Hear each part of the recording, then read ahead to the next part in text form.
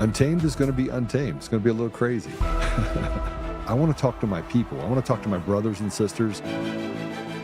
We can have grace and humility in how we interact with other people. Oh, hot dog, look at you. And nobody talked about what's really happening. And let's have conversations about what truth is.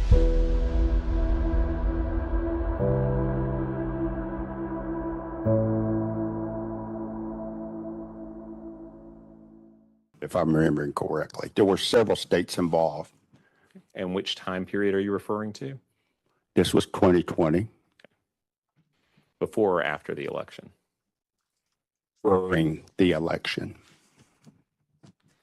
In your examination of any of these Dominion systems, have you seen any indication of non-election personnel remotely accessing a Dominion system?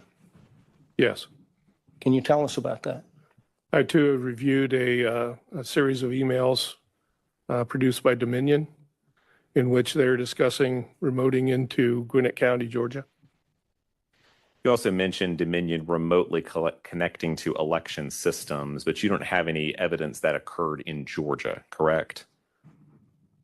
There was one county. I've seen a lot of Dominion emails. I've had to translate Dominion emails from Serbian to English to verify the technical questions I was being asked about them, to verify that it was translated properly.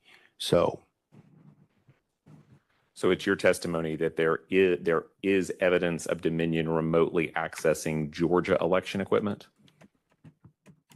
yes, on the one county. It was included with stuff that I was researching and reading through, considering Colorado. Michigan was also involved, and there were other ones. To your understanding, is Dominion able to remotely connect to these election systems? Yes. Are they able to do that without detection? Yes. And are you aware of any instances in which that has occurred? Yes. Can you identify those instances? One would be the Denver, Colorado server was granted, or requested to grant Belgrade, only Belgrade. I did search. There is a Belgrade, Montana. Again, why would Montana need to connect into a Colorado file transfer server as part of the election system?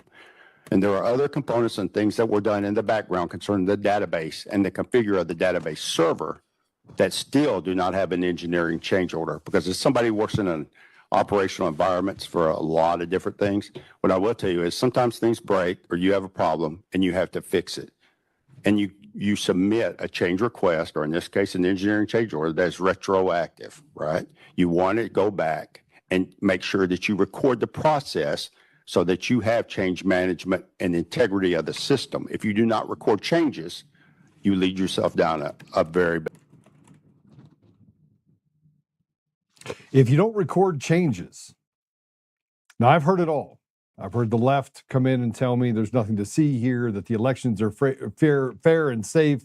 How did the Republicans win the House, the Senate, and the presidency? We can go back to 2017, look at the same thing. You can sit here and tell me that there's nothing to see here, except for there's a lot to see here.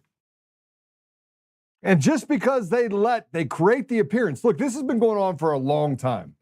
This radical, leftist, disturbing, deviant environment's been going on a long time. They're very patient. Let's just wait. Let's wait it out. Let's go back a little bit because the people are about to revolt. Let's get them to the point where we've demoralized them. Let's take things from them that were never theirs to take.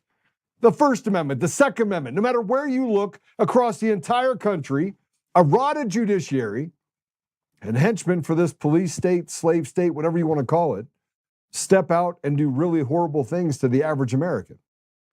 They demoralize, they bully, they intimidate, they dog whistle.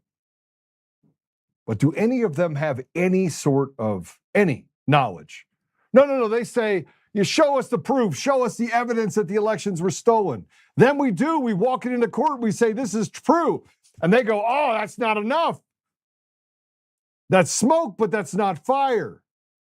The sheer idea that they keep us away from the proprietary nature of a system that is designed to do one thing, that's count votes. Or that you have to rub on your belly and tap on your head with ranked choice voting and changing the rules to the game. Just keep moving the chess pieces around the table so that it only benefits a few set people. But they tell us that we live in a democracy. We got to protect democracy. More dog whistles and more things that are said by the radical left, the media, the CIA, that tell us there's nothing to see here. And every single time we uncover the same thing, improprieties that happened during COVID, improprieties related to big pharma, improprieties related to the government's use of our tax dollars, improprieties in foreign policy and lies that, hey, don't look over there, weapons of mass destruction, oh, that didn't exist. We have to align with genocide and ethnic cleansing of an entire group of people because, God forbid, we stand against the diabolical nature of what is being done and not be called an anti-Semite. And I'm not for any side. I'm for the side that says, don't go blow up people. And I do recognize that there are people that are diabolical. And frankly, Iran has been like team evil for a long time, but the people aren't. And the people suffer, and the people in the United States are suffering right now. We don't have a Second Amendment. We have flock cameras on every corner. They have license plate readers. They can do whatever the hell they want. And by the way, they can presume that you are guilty until proven innocent, not the other way around. And no matter what they say and what kind of stuff they put out there, it's all a lie. But the elections run by people that, frankly, are diabolical and they're weak, pathetic. I put out a thing this morning where I was like, listen, this is where we are. And just so you know, as we go through a couple of these things, we're going to bring on our guest. He is one of my favorite lefties. We're going to talk about Jake Lang, some of the things that are going on and across the board. I would actually say that Patrick's more of a patriot that is confused at times. We're going to have a really good time with him today. But I want you to see this. This is a disgraced FBI executive that back in 2020 said that he's there to uphold the rule of law. This guy's disgraced. And again, no matter how disgraced somebody is, it's nothing to see here. Go ahead, play it.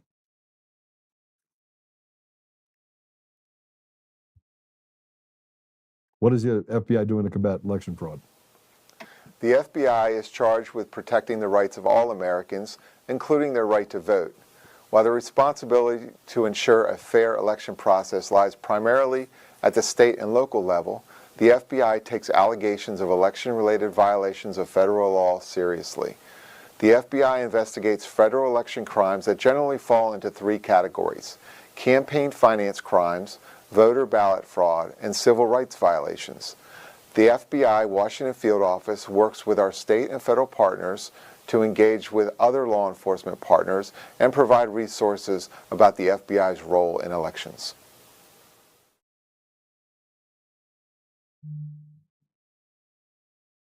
It's just three parts. 3 parts. You can't make this stuff up.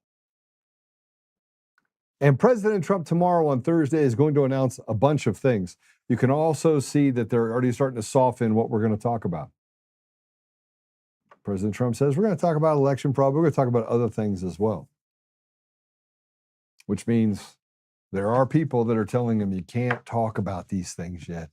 It would create a national emergency, a constitutional crisis. I can already see the people in the room that are throwing around legal jargon, telling him what his obligations are under this statute or sub-statute. As the president, you're held to this standard, because they can find a rule for everything to keep the president from doing what he wants to do. He's got incredible instincts. I hope he follows them. And then I put up this post with a simple post of saying, yep, traitors everywhere. And it's a reminder, it was disgraced FBI Executive Timothy Thibault was responsible for investigating the 2020 election fraud. Instead, all he did was he and all the cowards at the WFO covered it up and targeted J6ers instead. That happened. By the way, Phil Kennedy was and has been in government service for a long time, a whistleblower. And let's not forget about the media's role in all this. Like, we know who our enemies are. The gaslighting is over. We don't need to prove anything. We don't have to say another word. I don't want to hear another person. Every person that says, oh, you need to prove, show us the proof. Man, the proof is literally in front of you every single day. But math, man, who likes math? Because they created Common Core math. I mean, that's real math right there. Yeah. I want you to see this. This is the co-conspirators in the treason and sedition that we face today. Play it.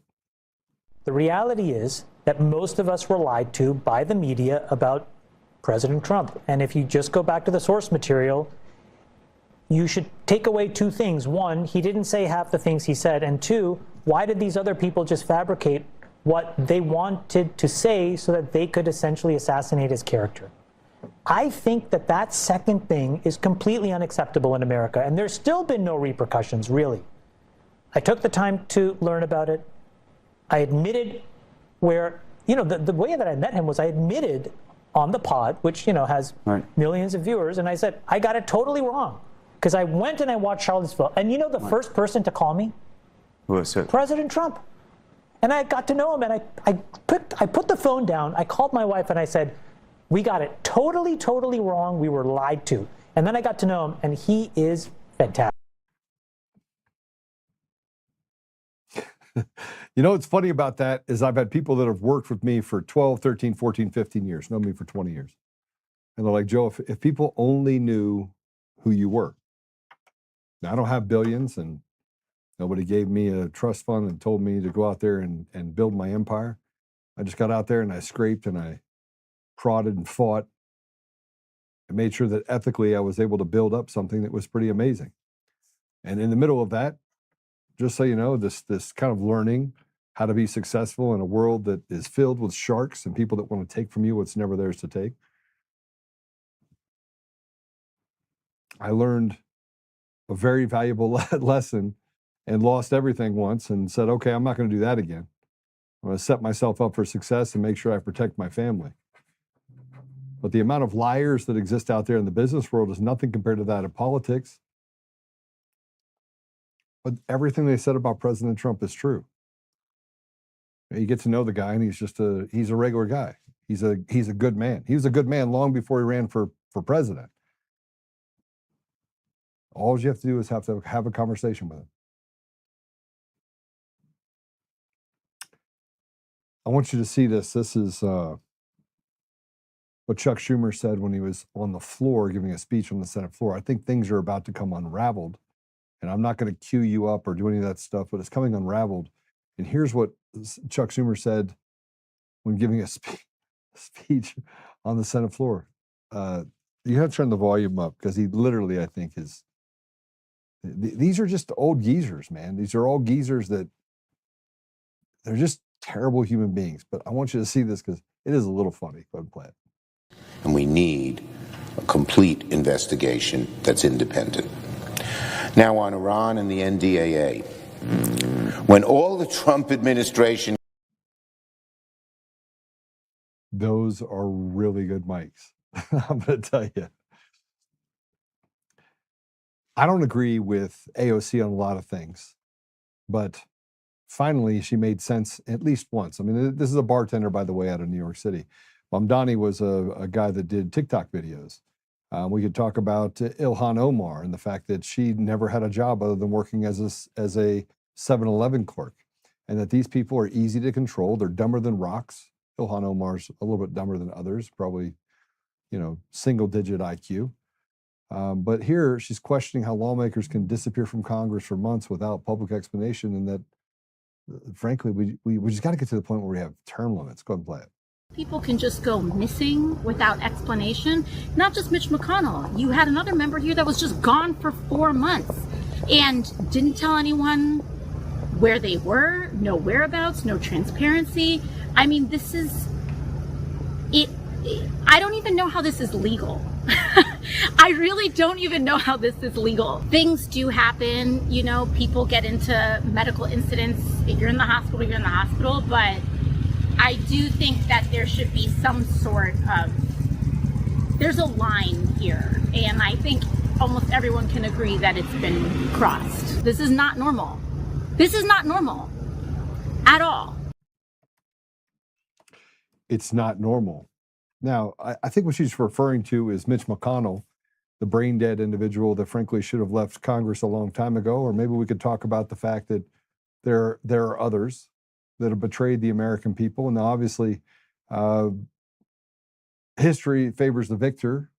And so they can make up the story and the narrative about, they did it to John McCain, who was diabolical. I'm just going to, just so we're all clear. John McCain, I sat in the room with him several times. There was never a time that he wasn't nasty. He was just a nasty, mean person. And entitled, man, I think the reason why the whole country is entitled is because the people in leadership, they set that entitlement. They didn't have to work for anything. And you can say, he was a war hero. Okay. Two things can be true at the same time. If you're a war hero and you become a cannibal and you start eating your neighbors, are you still a war hero? And he did some really bad things. He did really bad things. But we put up on pedestals people that are frankly warmongers and just diabolically evil people. And although I wouldn't go as far as to call John McCain evil, I will tell you that he sure does come close to the line in a lot of different ways. So let's talk about our guests, because we're going to talk about stuff related to Jake Lang. I got to talk about Jake Lang. And I want to talk to him about this stolen elections. Him and I got a very fruitful conversation before. And one of the things that I think that he will tell you is that it's more complicated than left or right.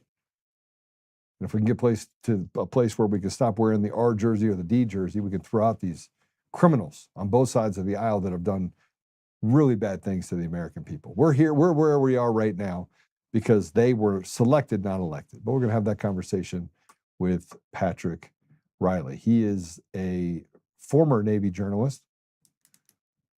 So he was a journalist in the Navy who traveled the country attending MAGA events, which is awesome. That's how he started. And I like having him on because we do get to a place where we have common ground, and he's always open to having open discussions. So with that said, Patrick, welcome to the show. Thanks for having me, Joe. I appreciate it. You know, we've always been able to find common ground. And as I was having this interview with Jake Lang, you sent me a text message and you're like, Joe, stop. Yeah. Yeah. The reason I said that was not because I don't want to have, people who I disagree with, have a platform. It's just that individual in particular is the most toxic person I've met in my travels. And I've been, over the last close to a decade now, I've been everywhere following MAGA from, San Francisco to Miami to Texas to New York. I mean, the whole country, right? I mean, and Ilhan Omar could give him a good run for his money on the toxicity part. I mean, come on. I've never met her. I'm just talking about the people I've met, okay, personally. So I've never met the Congresswoman, but I have met Jake, unfortunately, on several occasions and had in-person and online conversations with him. And, one of the things I told myself when I started going to events was don't judge anybody because they're wearing a red MAGA hat or because they've got waving a flag or a T-shirt. If somebody decides to act like a racist, then treat them like that. But don't assume that someone's a racist or a misogynist or a homophobe. You name it. I've been calling Don't do that because I know, but it's not. Where are they? Right.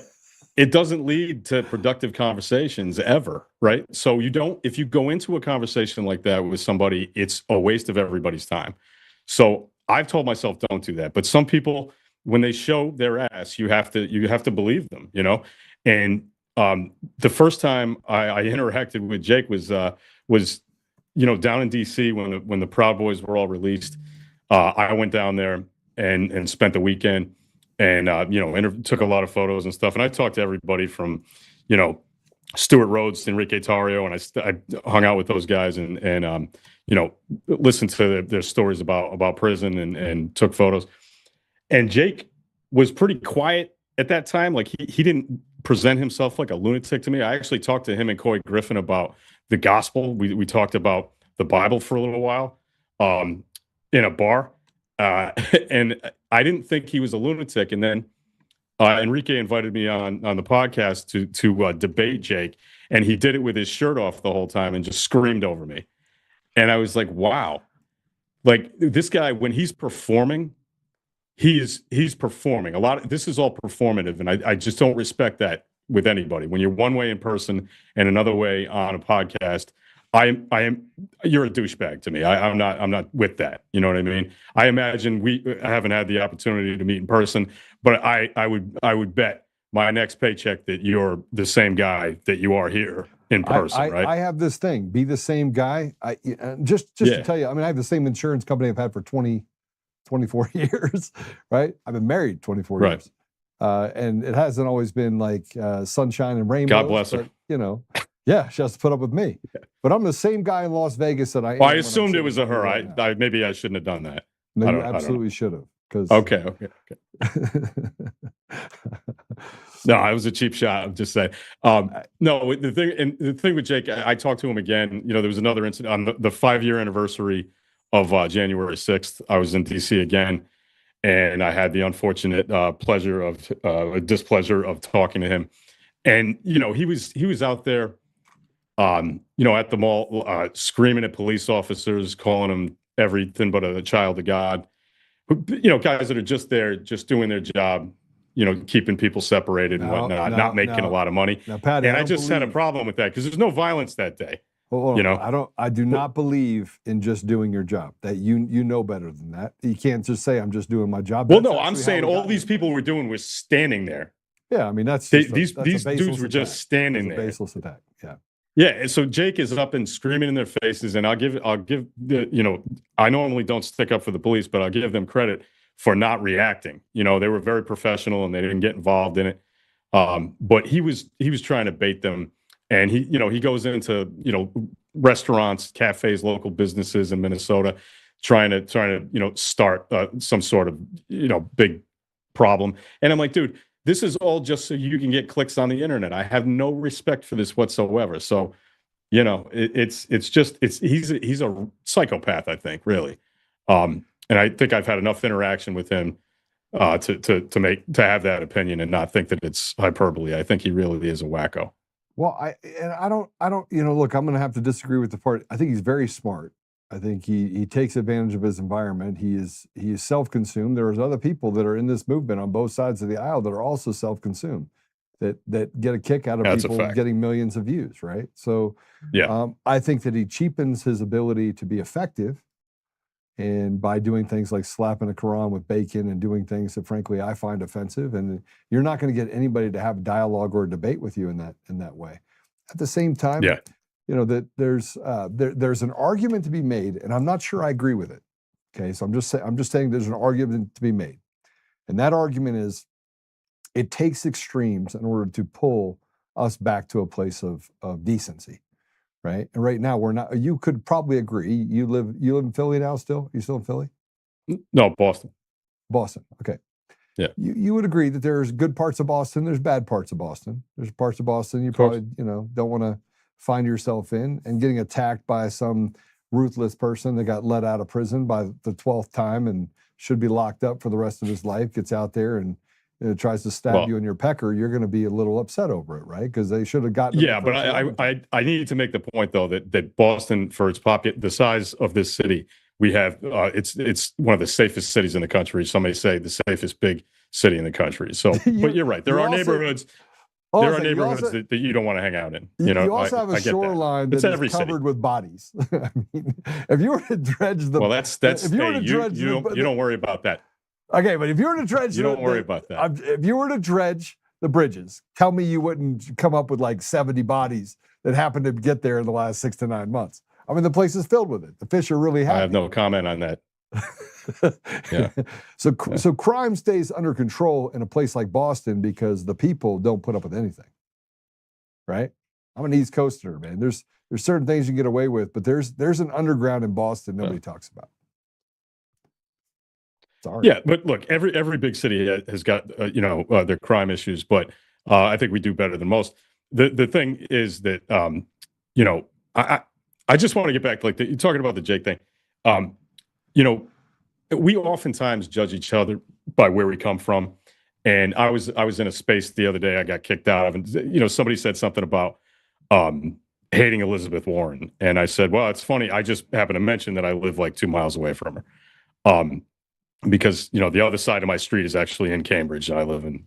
Well, I shouldn't even be that specific, because who knows what'll happen. But I just mentioned, I was like, this is part. And somebody said, "Oh, that's the problem right there." Basically, just saying, "Oh, I know you're a jackass because you live in New England, you live in Massachusetts or Boston or whatever."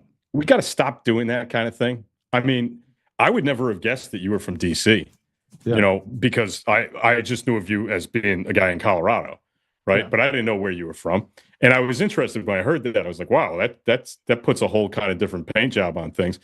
But I would neither judge you for being from DC nor from Colorado, because people are people no matter where you go. And I've got really good friends who are conservatives in very rural areas, and I've got liberal friends in the city. And if I just judged everybody by where they come from or how they vote, I wouldn't have either one of those things. I'd hate everybody and be sitting in my house all day just pissed. So Jake kind of does. He judges everybody within 10 seconds, and I don't have time for that, man. Well, you probably listen to some of the podcasts or all the podcasts. I mean, it was a tough I listened to a few conversation. minutes of it, as much as I could take. Yeah. The tough part for me is that I think you have to counsel Jake back, and he's going to get mad at having this conversation with you about that, and I just don't care. But the reality of it is this: I tried to counsel him that first of all, if you spend all of your time talking and none of your time listening, you're gonna find yourself alone sooner or later. And you might have people that listen to you on the internet, but you're not going to hold any credibility. You're not going to be able to present yourself in such a way that you actually have any meaningful change. And my family is interracial, right? So when he starts putting black people all in one circle, or I made the joke about Asians, because they all get really good test scores. And I was like, they're the only ones that get left out of this whole deal, right?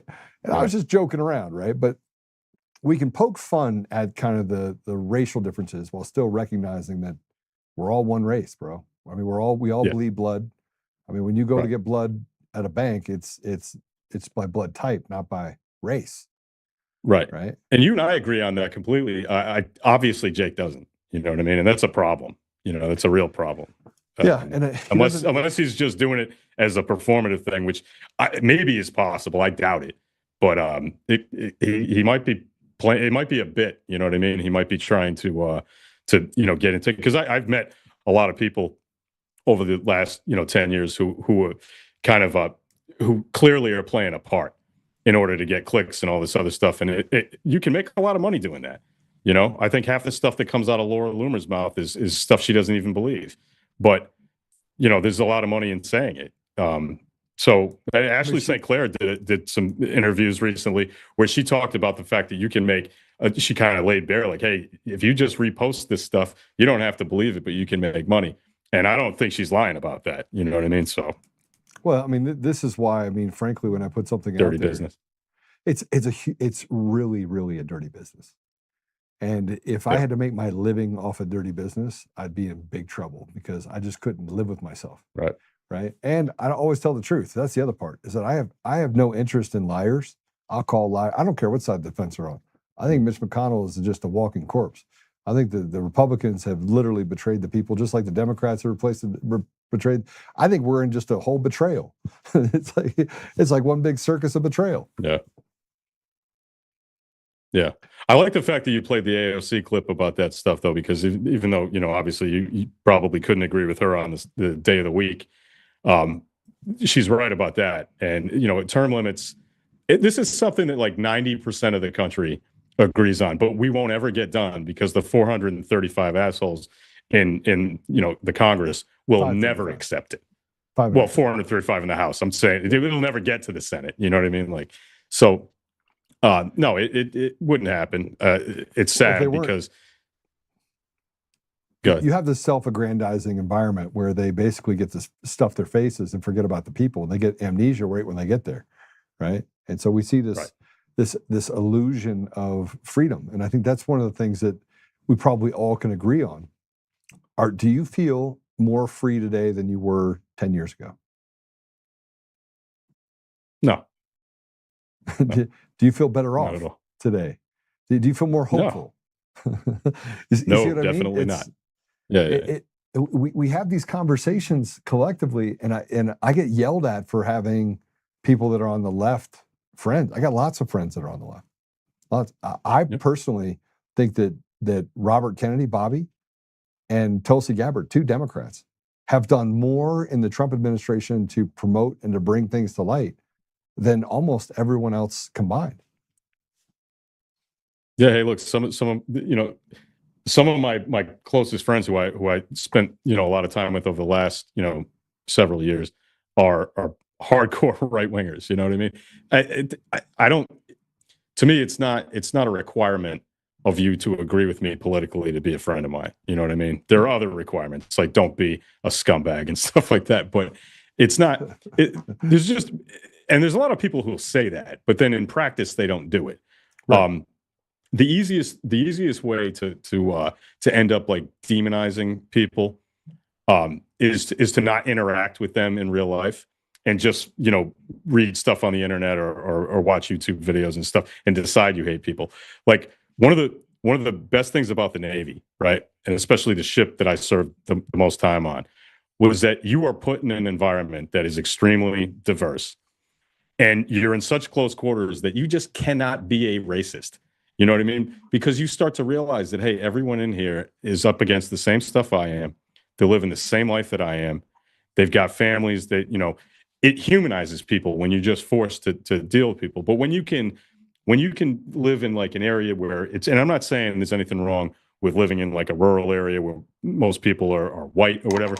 But when you don't interact with people who are different than you on a regular basis, whether it's racially or politically, it's very easy to have cartoonish views or like create a caricature out of people, And I find that happens sometimes when I have conversations, not all the time, but when I have conversations with people, MAGA people I don't know, they assume a ton of things about me that are just not true. Like they assume that I think that men should be able to play in women's sports because they think that's a liberal thing, but that's not my thing. I don't agree with that. There are many other issues just like that. That people will just assume that I think that. And that's because they don't have a lot of exposure to people who think differently than them. And I think that's bad for all of us. Yeah. So this gets into, and I think your video kind of went haywire on us there for a minute. Did we get a fix check, guys, on your side? Let me try and fix it. Oh, you know what? Yeah, there it is.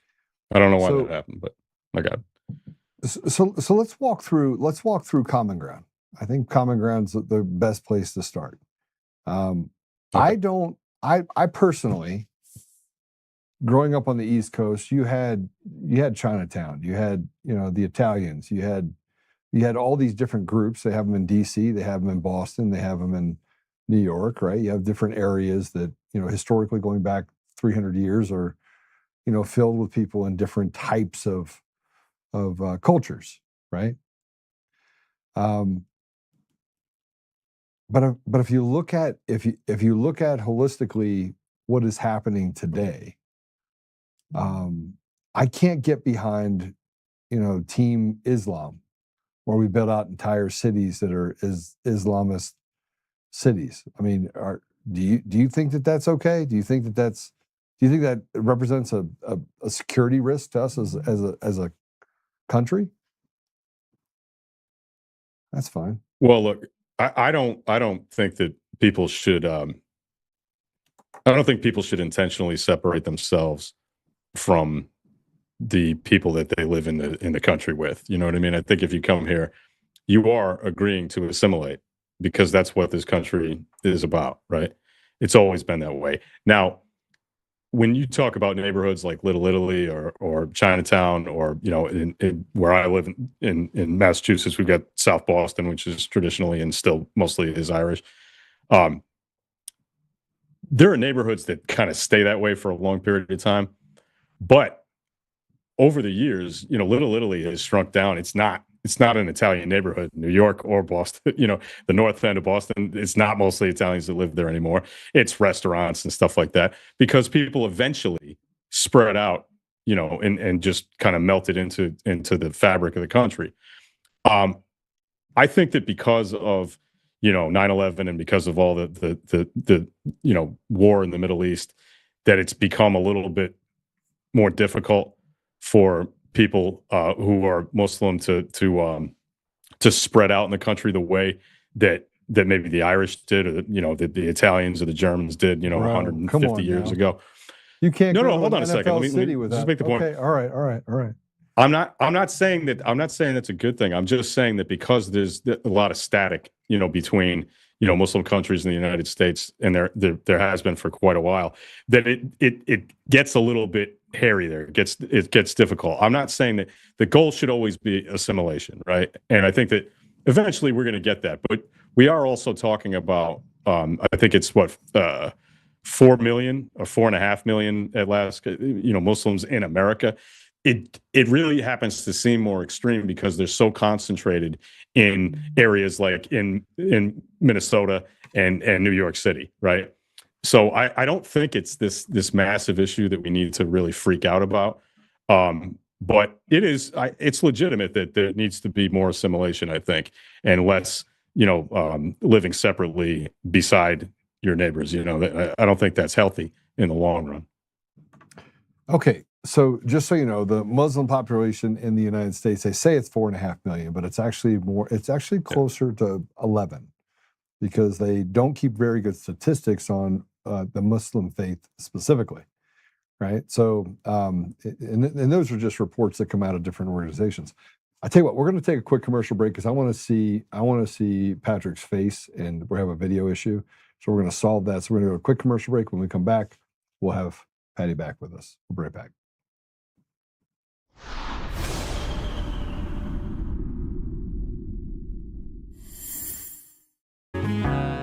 Oh, hi. I almost didn't see you there.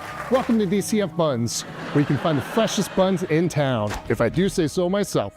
Our master bakers teach class every week, so whether you're new to baking or trying to improve your culinary skills, we got you covered.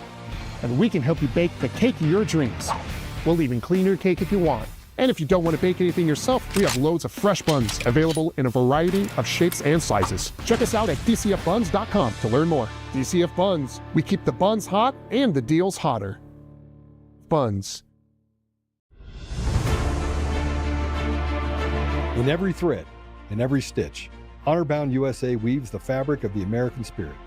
It's not just apparel, it's a testament to God, family, and country. At Honor-Bound USA, we're a family of patriots who put our faith, family, and America first.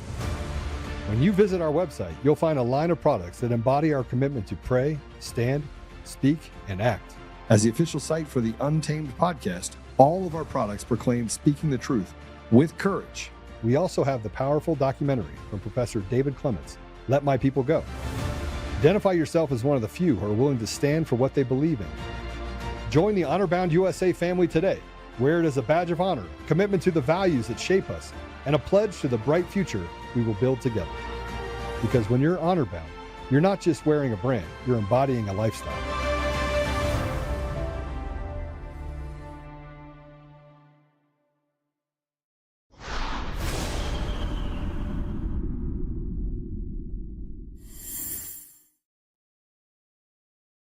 Okay, we got you back. All right. So let's hypothetically say that it is 4.5 million, even though it's more. Let's say it's 4.5 million. We're making policy around the country, and I think one of the rubs that we have against the other, 300 million Americans is that we really don't care if you're Muslim, but don't say stuff like you're going to take over in cities and do things that they're doing to oppress other people in our community inside of our country. And you'd be hard pressed for that not to be something that's happening in places like Dearborn. Now, this isn't apologizing for what Jake says or does, because I have a lot. I learned Arabic. I have a lot of Muslim friends I still talk to that are in the Middle East. But we have to be realistic about what pressure is being put on American populations. And as Americans, we stand up and say that's just not appropriate. It's not acceptable. Well, I mean, I would ask you, like, what do you mean is inappropriate? Like, Well, what's Dearborn, going on? Michigan, at 5:00 in the morning, the prayer call comes out, and 6 times a day, and a church came out and said that they were going to play the bells, at certain hours for the Christian faith, and they got shut down. They were told that they could no longer do it. So you have an entire community. Wait a minute, hold on a second. Is that real? Because That's look, in Dearborn, I was an Michigan, bro. I was an altar boy when I was a kid, and I had to ring the bells. I had to ring the bells constantly. I rang the bells so many times that I probably have tinnitus because of it. I'm like every neighborhood in Boston. Like you go near a church in Massachusetts, Boston, which has Catholic. to be. I'm talking about Christian churches in Dearborn, Michigan, that are trying to ring bells, and they put up speakers to ring bells, and they're being shut down. And they're not not. call to prayer. Wait a minute. I gotta press on this. You didn't know this? Are you serious? No, I am serious. I went to visit. What authority said that they couldn't ring bells? The town council that runs the city of Dearborn literally have shut down. I kid you not. I had a conversation with a pastor, and they have the call to prayer over loudspeakers at mosques that are all over Dearborn. Now, here's another thing that I need to tell you about this. Dearborn, 60% Muslim. 60. Heavy concentration.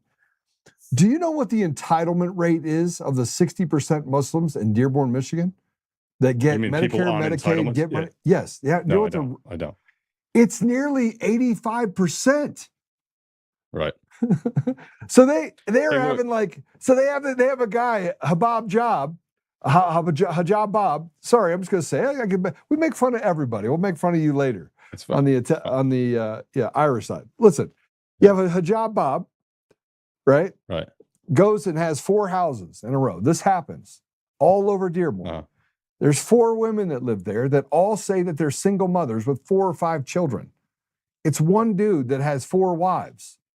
They're collecting entitlements per household of nearly $90,000 a year per household. Hijab Bob is doing really well. This is one of the rubs that people have, is that there's this burden on our backs. Republican, Democrat, doesn't matter. We're Americans, right? Well, we'll take care of people. But Hijab Bob is literally telling us you can't actually have anything related to the Christian faith, and call to prayer everywhere, and you can't shut down liquor stores. I mean, they're changing the entire dynamic of what used to be the industrial pinpoint of our entire nation when it came to industrial strength related to the automotive industry. Well, I mean, I don't support any of that, and I don't live in Dearborn, so I haven't experienced any of that. But I can tell you that if you want to talk about drags on society, I have been to so many MAGA events, and I like to ask people what they do for a living, and almost always, I mean, I'm seriously a disturbing number of people. It's always, I'm on disability, I'm out of work. Like, how did you get here? How the hell? I'll tell you, I went to Clay Clark's Reawaken America tour. I was on outside of. Okay, I went to the one in Mount Juliet, Tennessee. So like 3 years ago or something. And I went to another one in Selma, North Carolina. But the one that I'm talking about, I went, and we had, press passes. It was me and Bobby Pickles from the Proud Boys, and we had access to the media area and all that stuff. And so after the event, they had, I think it was a Holiday Inn or whatever, they had like a meet and greet for all the speakers and anybody who wanted to go over there who had the VIP badges. And there was this couple in there that wasn't able to like go into the main area. They're like in their early 20s. Told me that they drove from Indiana to get down there, right? And they ran out of money and didn't have like gas or whatever. This is a white couple, nice enough people, but really young. And just to come down to this event, and I decided I wasn't going back the second day. So me and Bobby gave them our press passes and said, hey, you can go and meet all your heroes tomorrow, I guess, if you want to. And I thought, how would you spend your last dollars doing this, right? And between that and people I talk who constantly tell me they're not working, or whatever, or they got this, that. There is a lot of MAGA that's on on public assistance, a ton of it, right? And especially in rural areas in the South, right? So I could come back at you and say, hey, look, a ton of what we would call real Americans in Tennessee are on every manner of public assistance you could find. And guess right? what I would tell and you you? could come Guess out, what I- you could guess say, what hey, I there are would a tell lot you. of Muslims in Dearborn who are on it. No. So Guess I'm what I would not sure one is worse than the other. Guess what I would tell you. How many generations do you have in this country? Me? Yeah. How many generations Well, of your family? I'm second generation. I'm second generation American. All right, you're second generation. Second. My meaning, father was the first child born. Yeah. Okay, so you're third generation American, right? You're great. You have one generation that came. No, my here. father. Your father was born here. Yeah, but no. It starts with the first generation born here. That's Okay. my father. So Okay. I'm second. Yeah. You're second generation born here. Okay. Yeah. Mm-hmm. I'm fifth generation born here. Okay. Yeah. And you were in the Navy? Yeah. Was your father in the military? No, that wouldn't have worked. Was anybody in your family in his generation a part of the military? No. I was the only one. So it's just you. Okay. Yeah. So let me put it in perspective for the average American. Okay. You're an American. You were born here, right? I personally, if you're born here, you served, your family served, you've accepted the ideals of this nation. And if you need help, bro, I don't care. But when you have people that came from another country and you come here and you came here to bring nothing other than to be a boat anchor to society while telling us we're horrible people, while taking off of the bone what was never yours to take, I'm out. And I don't care if you're Muslim or if you're Jack the Ripper. I don't care. I could care less. Yeah. I mean, in principle, I agree with you on that. It's just that I think that maybe you're painting with a bit of a broad brush, saying that there's millions of people doing that, because I don't think there are. Are there some? Of course there are. And they shouldn't be able to get benefits. And if you don't like being here, then leave. But I just think that it's an exaggerated version of what is reality. And I think you're being a little bit. I'm not unfair to so some people. Listen. Look, I'm not saying you're doing it on purpose. I'm just saying I don't. I'm agree. saying I like math, and I'm saying that I like to. There's empirical data. I mean, look, you have to look at data, and if you look at the data of Dearborn, the number of people that are literally on assistance, federal and state assistance, and it's over 85% of that particular group or sect. That means you're taking advantage of, and you're making institutional decisions to defraud the American people, make you have to work harder. I think it's wrong. Yeah, and like I said, I think that same stuff goes on in a lot of rural southern areas where just about everybody is toothless and has no money. Don't care. They're Americans. Don't care. Okay, all right, fair enough. So we're gonna just strongly disagree on that, because I think that if you're a drain on the system, I don't care where you came from, you're a drain on the system, right? It still hurts us, right, just as much as it would. I mean.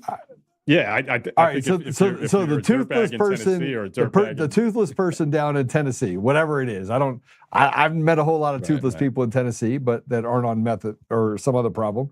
But let's say hypothetically, say you're right. Okay. No, but that's what they are on meth. That's the point. Yeah. Yeah. I mean, there's a lot of there's drug problems all over the country. I mean, our young people are being devastated by it. But let's say you're right. Okay. That toothless meth addict who's on assistance is not walking around trying to tell everyone else that they got to do the call to prayer and do all their way and, get rid of bacon. I mean, bacon's like an American staple. I'm sorry, it is. That's where I draw the line. You don't get rid of bacon. But that's the reality. They're literally restaurants are not allowed to serve certain foods, right? It's not halal. I don't think any restaurant is not allowed to serve certain foods. There's no way that the's a law in Dearborn that says that you can't serve. Hold on. Yeah. Yes. There's no way that's possible. Bro, I'm telling you. And I don't know if it's a law, but they tried to restrict alcohol and shut down places to do alcohol. They literally sent out flyers to basically scarlet letter and attack, bully people in different businesses if you didn't do exactly what they said. I mean, it's crazy. And that's not just Dearborn. It's Detroit. We can talk about, parts of New York. Right? There are places where Americans are treated like outsiders in their own environment. It's just not right.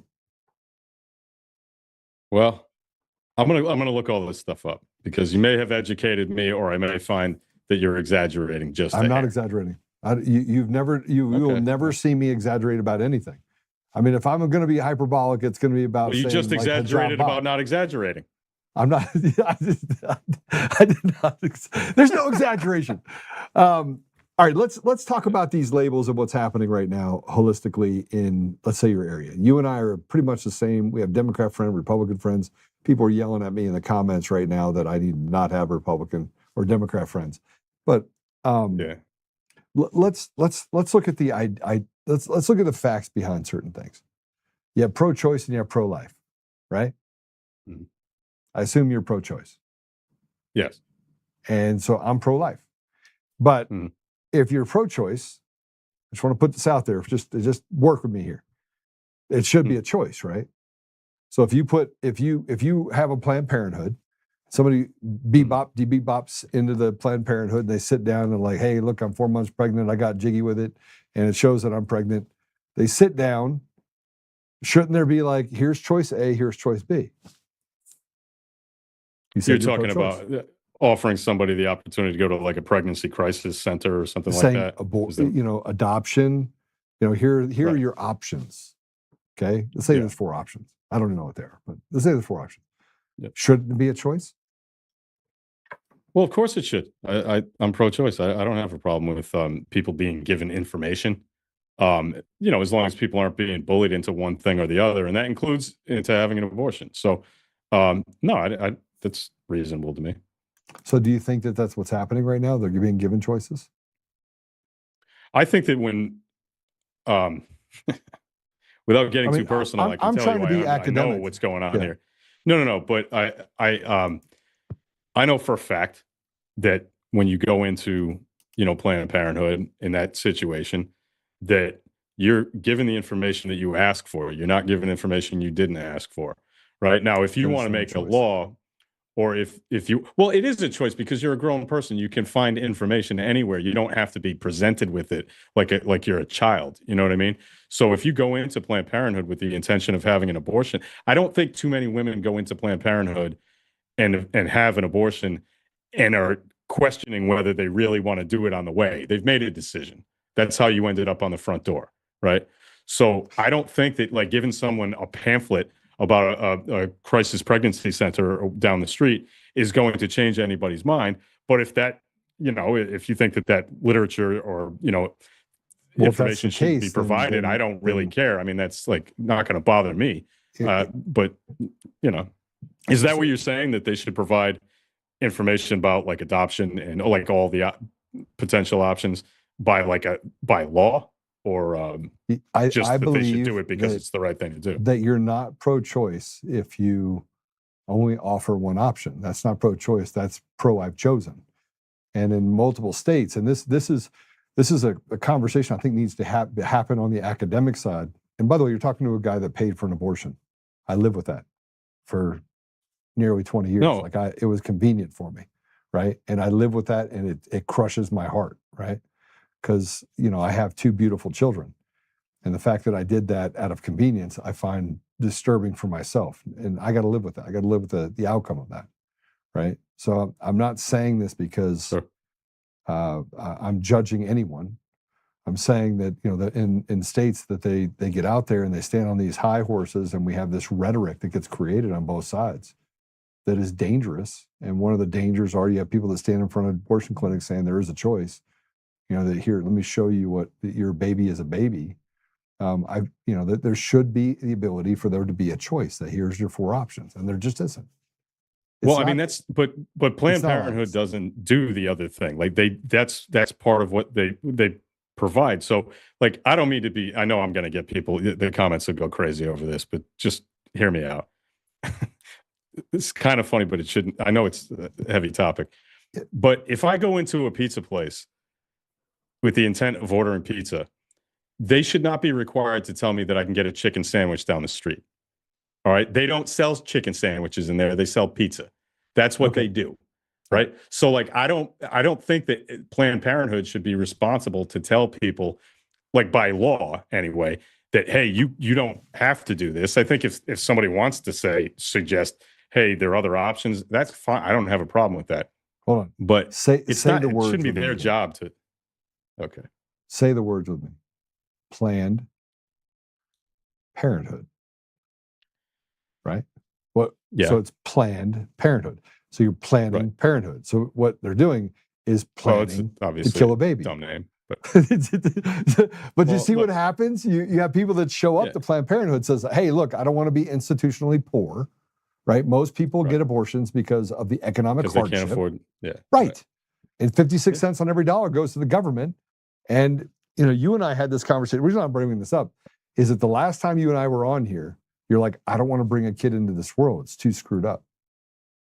Yeah. Yeah. Right? I've had that conversation with my wife many times. And yet I think you'd be an amazing dad. Right? You're assuming a whole lot. I may be assuming a whole lot, but I'm assuming it based on the fact that you have common sense. And we've had this conversation before. So I bring it up because you can't. I think a lot of people are cut out for it, and God bless them, and they should do it. I mean, we have to reproduce before we go extinct. But I am not one of those guys, and we're happy with the decision we made. And but it's not for everybody. That's the thing. So I hear what you're saying about you should have a choice and being pro-choice. There's obviously more than one choice. I just think when you're in the environment in Planned Parenthood, nobody gets in there questioning whether they're going to do it or not. They've already made the decision before they get in the building. So at that point, I don't really think that it's important. And I can tell you as someone who went through the same situation that you just talked about, the worst is when you've got, really, really nasty protesters outside shouting at poor women who were having the worst day of their life at the time. And, they have a right to protest, and I would defend their right to protest. I've always defended the worst protesters when the Klan marched in Skokie, Illinois in the 80s, it was before I was able to, understand, but they had the right to do that. And the ACLU stood up for them, and there was a Jewish lawyer who stood up for them and represented them.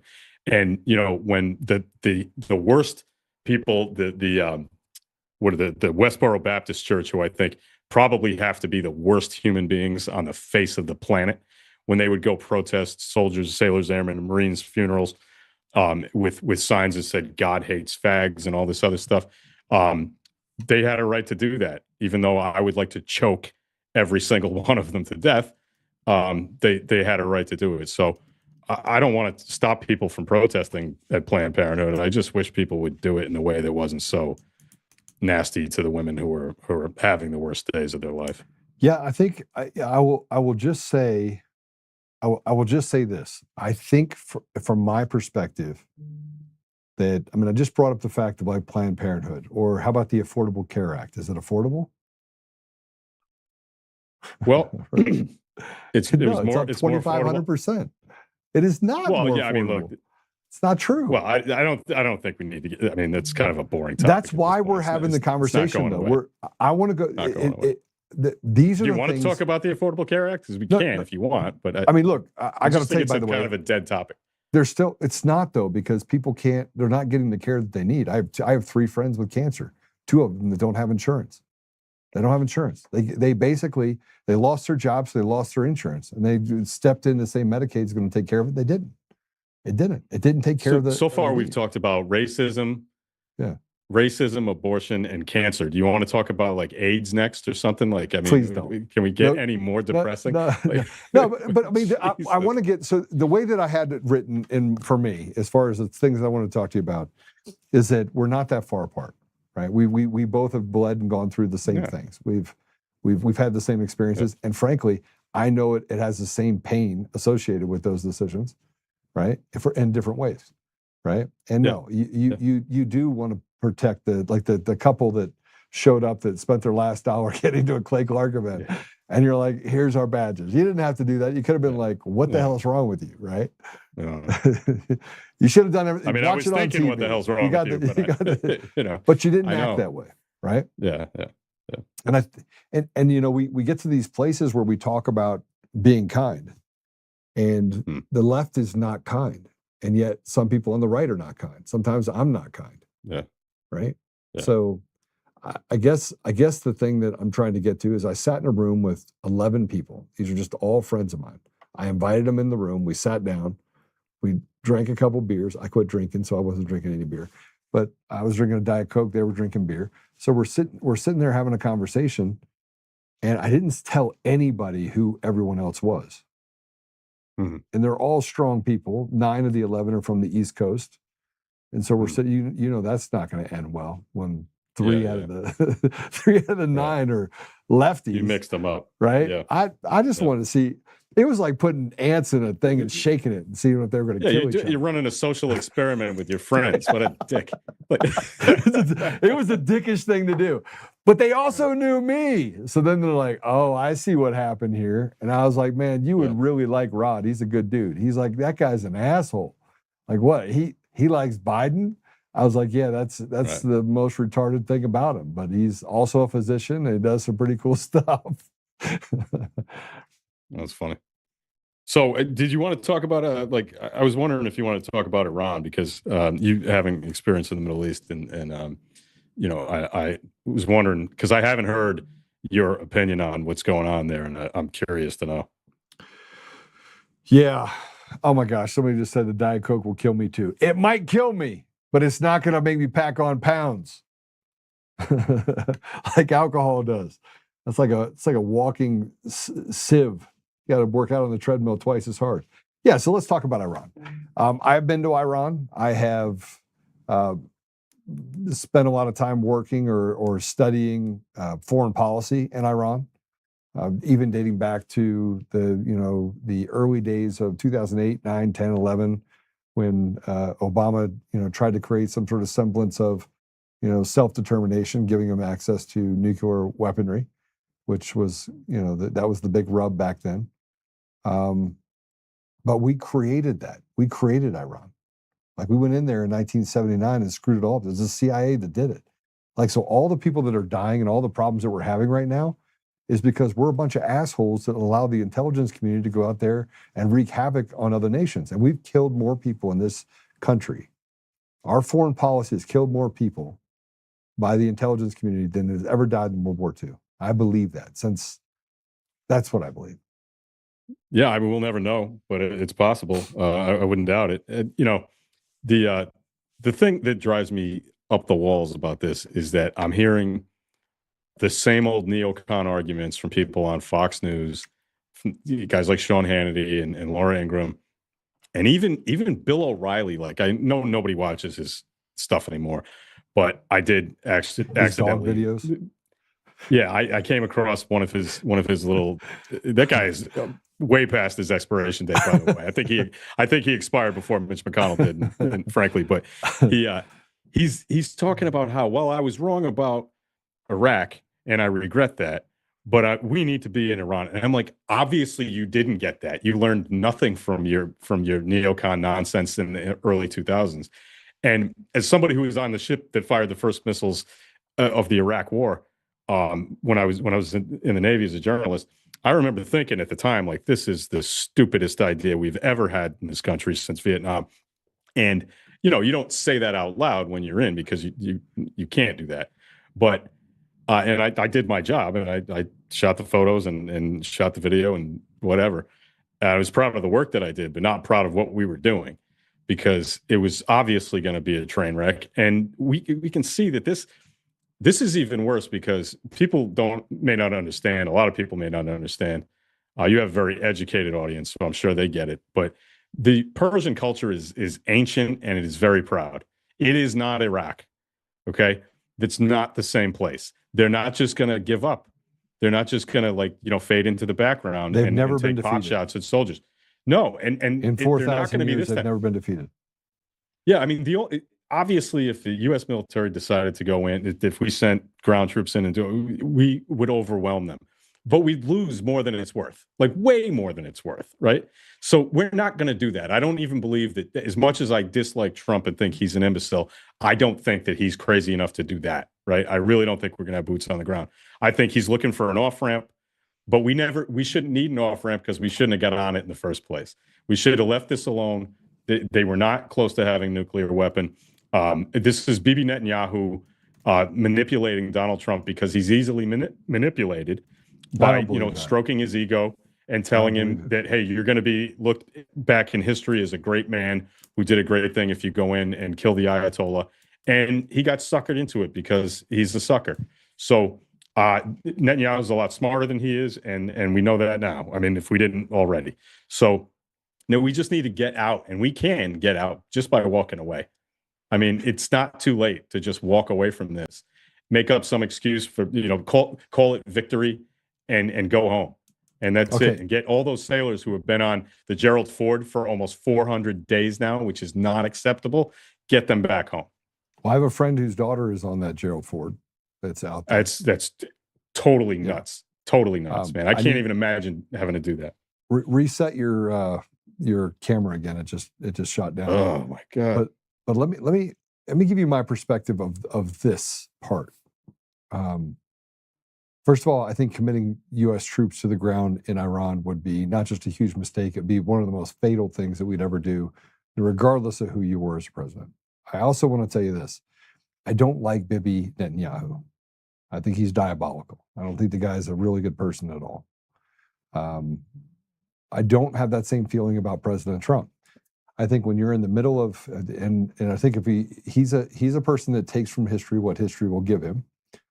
And if you look at history, you have an entire, it's filled with Judases and Brutuses.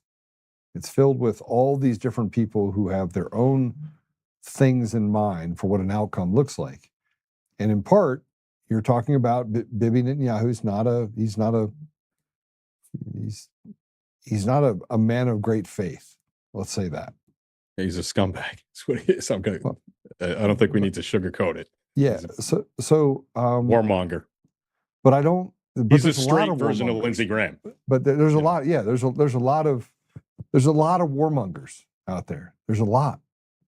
And frankly, it's hard for us to kind of fish through the political schema of what is happening in Iran. Like, what is it we're truly trying to accomplish? I don't think anyone has articulated it. We don't want them to have nuclear weapons. No. We just blew the shit out of it. Just give it another 30. It's going to take them 30 years to do it again.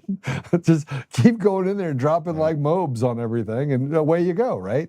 And it keeps the civilian population out of harm's way, and allows for you to have tactical foreign policy. That's what I think. Now, the other side of me says that there's a victim mentality based on World War II that has created a frenzy and an excuse for victimology to happen inside of Israel.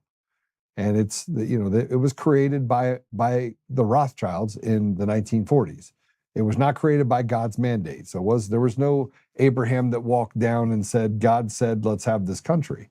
And if you look historically at the area, you have two types of history that have been created for Jews. And I got to tell you, I'm a Jewish Christian.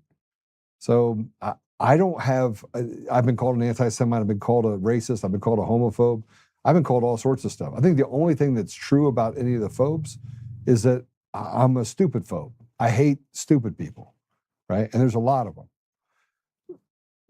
But when we look at Iran, I don't think the juice is worth the squeeze, as you were saying. The juice is worth the squeeze to put us in a place where we put American lives on the line. We've already given too much. We give up too much in taxes. We give up too much in entitlements. We give too much to people that don't belong in our country, that won't assimilate. And I think that we're done having it. And whether we finish it in Iran and we bomb a few more places, they truly are cockroaches. And I don't mean that by a negative sense, but a positive sense. They could survive a nuclear holocaust and come out and eat your brains in the middle of the night. I truly believe that's the type of people they are, frankly. Yeah. Well, you know what? I think what's really interesting about this whole thing is that the Trump coalition, two elements, there are many more, but two elements of the Trump coalition that got him elected twice, or as you would say, 3 times, but twice in reality. He was able to pull like hardcore anti-Semites like Nick Fuentes in, who I think we know is an anti-Semite, right? There's no doubt about that, right? And then, you know, people like maybe Tucker Carlson, who you might quibble about whether he's an anti-Semite or not, but there is a significant group of anti-Semites who love Trump. And then there's the Christian Zionists who love Trump. Now, in a normal political reality, those two groups could not possibly coexist. They would not vote for the same candidate. They wouldn't even be in the same party. But because they have a mutual hatred of like liberals and liberal policies, they were kind of like, you know, just, you know, crushed into this little weird ball of crazy. And now they have a problem because the Christian Zionists, like guys like Mike Huckabee, Pastor John Hagee, a lot of the real you know, wackos on the religious right, they love the idea that we're starting a war with that we're in a war with Iran because they think it's somehow going to bring about the apocalypse and you know, we'll build the third temple and the events of Revelation can take place, right? Whereas the anti-Semites are saying, well, this is just shows that the Jews control the world, and you know, Netanyahu bossed Trump into doing this. So it's an interesting dichotomy. It's an interesting clash, I think, of people within his own coalition.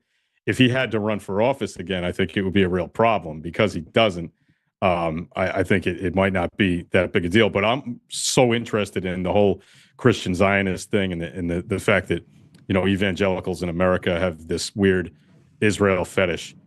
Not all of them, but a lot of them do, especially the megachurch pastors who erroneously believe that the Israel of the Bible, of the Hebrew Bible, is the political state of Israel today, which is not right. That's just wrong. You know, that's ridiculous. Israel is a political state today. The Israel of the Bible, you're talking about the body of Christ and all this is a different thing. So I find it fascinating how people can believe some of that crazy junk. Yeah. So let me, you know, I think that we have a lot of common ground in what you're saying. But I study history, right? I understand the history, and I don't look at it just from the books that I can get out of the library right down on Park Avenue in the middle of the city. Like there's a history in the United States, and there's a history that's told in multiple other nations, and I think you have to look at both. Because they tell a revisionist history in our own country that favors us, and when we go to other countries, it has a much more truthful or sinister view of some of the things that have happened. But if we look at Iran, the one thing that I always say is that I got to stand for humanity. And although I recognize that it takes force in order to destroy evil, Team Evil is hiding behind women and children, and that's another thing that I have an innate problem with, because we don't take care of our own problem in our own country. And as we're firing rockets, I have two things that I want to bring that together with some of the stuff that there are some videos about presidents and leaders and how traitors and selected leaders surround good people, right? So they use good people in order to create an outcome, right? So I'd like to play this. Let's go ahead and play this if we can. Hillary. Demonic. Bush Sr. Complicated, yet very, very popular at the CIA. Bush Jr. Not bright at all, and one of the weakest presidents in my lifetime. Barack Obama. Criminal. Trump. No comment. JFK. One of the greatest presidents in American history. If he had been able to actually survive, the entire face of the world would be different today. Agreed. Dr. Gerald Post. One of my personal heroes. Recruited me into the CIA and wanted only the best for me. Andrew Bustamante. Ooh. Not important enough to even bother commenting on. Former CIA Director Gina Haspel. Bloody Gina Haspel, a war criminal. Former CIA Director John Brennan. The worst of all of the criminals. He deserves to be in prison for a very long time. And if all goes well, that's exactly where he'll end his life. Abu Zubaydah. Poor Abu Zubaydah. You arrested him. Yes. Abbas Bader should be free and living with his family today. He's still in Guantanamo. Still in Guantanamo. Is he in isolation? I mean, they're all in relative isolation. They're in cages.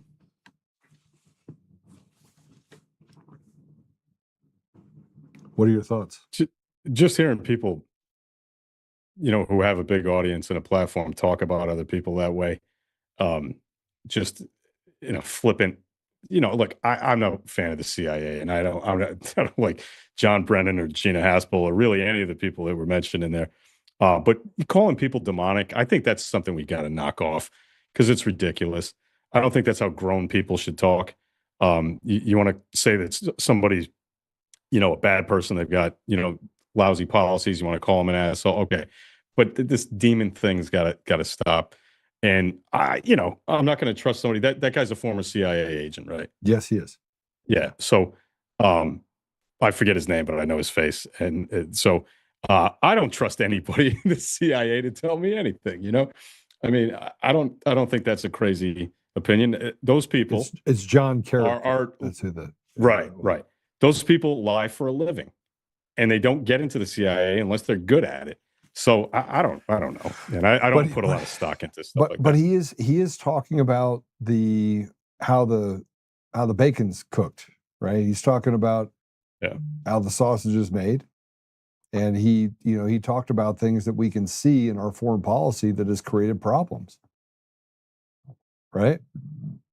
Yeah, but I think calling that, also he's got kind of an obviously, politically skewed kind of version of things because, calling George H.W. Bush complicated instead of what he was, which is, a director of the CIA who was duplicitous and I think a really bad president, he's clearly got a political bent, and that's fine. He can have that. But he said that JFK was would have been one of the most. Yeah, but that's universally accepted among Republicans now. They all say, well, if he was alive today, he'd be a Republican. They all love him. I've never said that he'd be a Republican. Blue blood Democrat. Lots of people have. I mean, I hear it all the time when I talk to people. Well, that's retarded people. JFK was 100% fundamentally a Democrat, not a socialist. Well, he Democrat. He was a Democrat.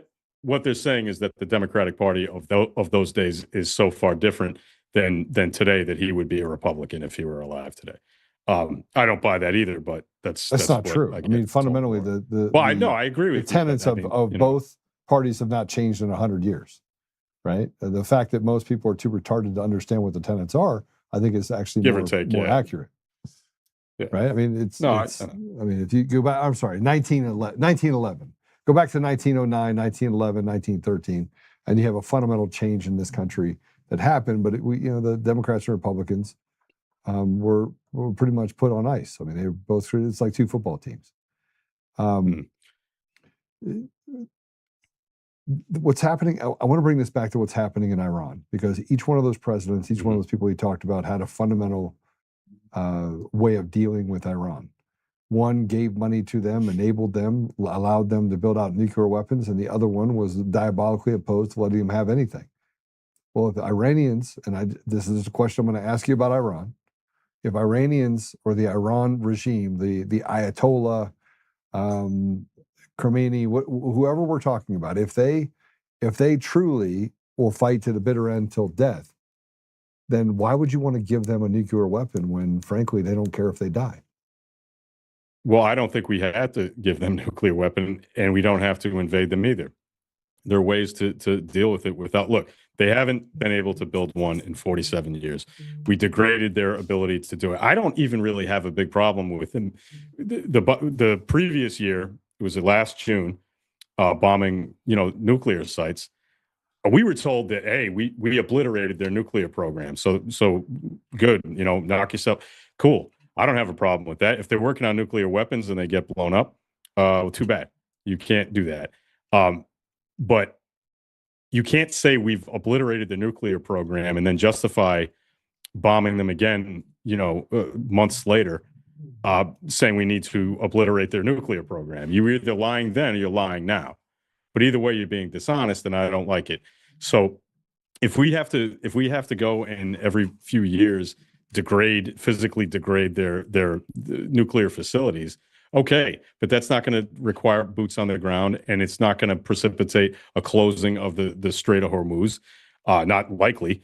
And we can just move on with our business, and no American is going to be, is going to benefit from us constantly getting into military conflict with Iran. So this was just ham-handed the whole way.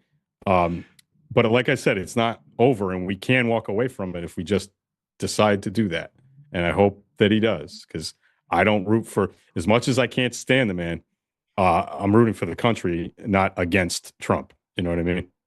Yeah. So I want to give you a little bit of foreign policy knowledge that maybe you didn't know, and that is that Iran had held the Strait of Hormuz as ransom, and got paid a vig for any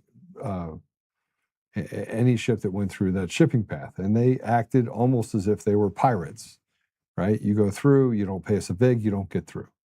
So they were able to change the shipping lane to run in the opposite direction. And when they opened up the Strait of Hormuz, now Iran has no claim to that area because it doesn't go into that shipping lane. It goes through a shipping lane that historically existed nearly 70, 80 years ago.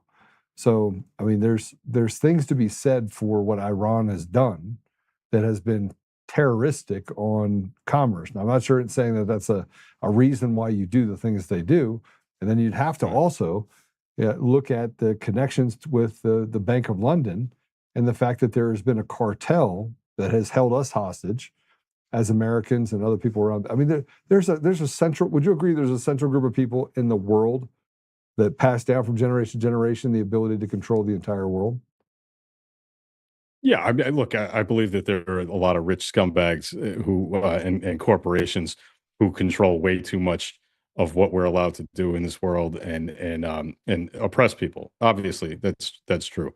I just think in this particular case, we stirred up a hornet's nest we didn't need to, and now we need an off ramp. We need a way out of it, and we don't need any more Americans dying. We don't need we don't need our bases being hit in Bahrain or in Oman or anywhere, and we can't avoid it if we just, like I said, walk away. I hate to make it that simple because I know that foreign policy is more complicated than that, but the end result needs to be we get out. We stop doing what we're doing because it's not helping anybody.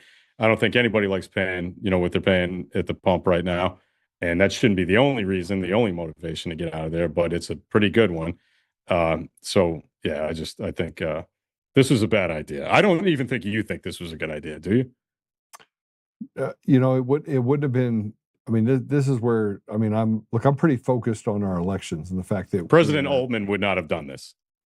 No, I wouldn't have. It would have been I would have done things differently. I probably would have gone in and tried a diplomatic deal. I probably would have bombed him for having the nuclear weapons and the new nuclear capabilities. I probably would have dropped those bombs. I would have done what he started to do, which is have a zero tolerance for terroristic behavior and activity. And then I would have gotten back to domestic policy and done the things to secure our elections and to take out really bad people. And I would have forced a different change in the DOJ to make sure that we were addressing the fact that machines and mail-in ballots in our election systems are absolutely fraudulent.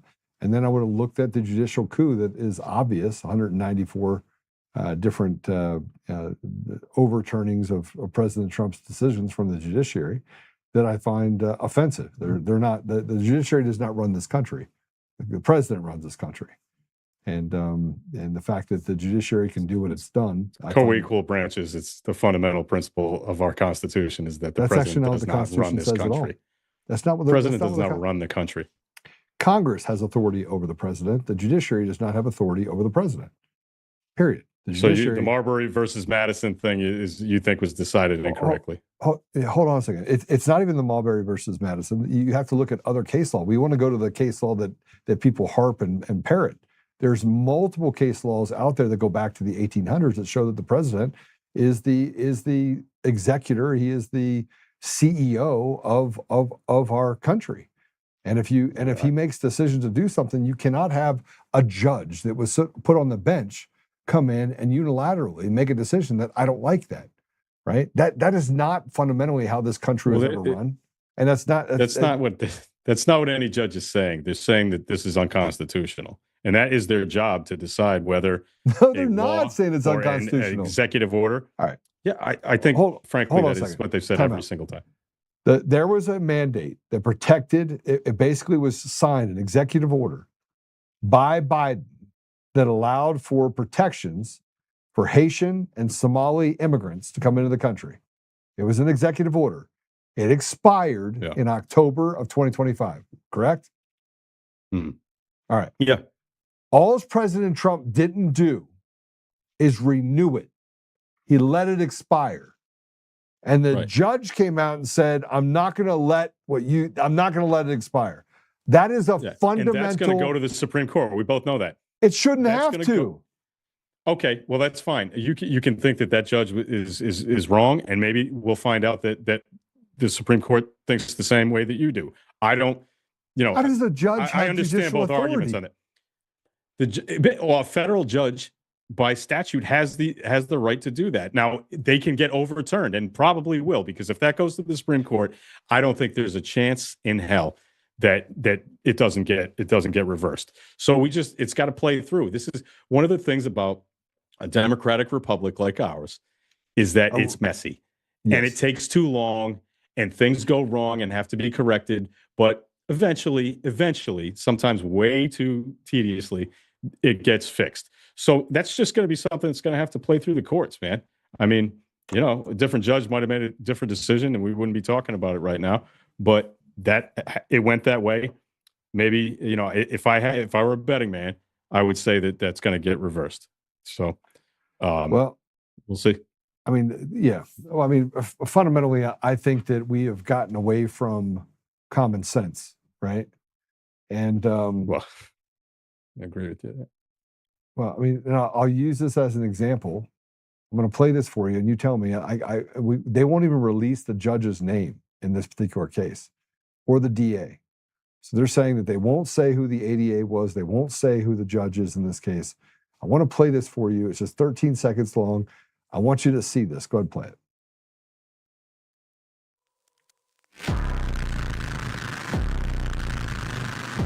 This is an illegal that is stabbing a man to death. Wayne Broadhurst. Now, you just saw that video. Did that look like manslaughter? Yeah. Like an accident? Oh, I accidentally slipped.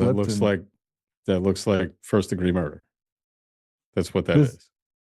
The man that was killed, this guy was an illegal, and the judge in this case had him plead guilty to manslaughter.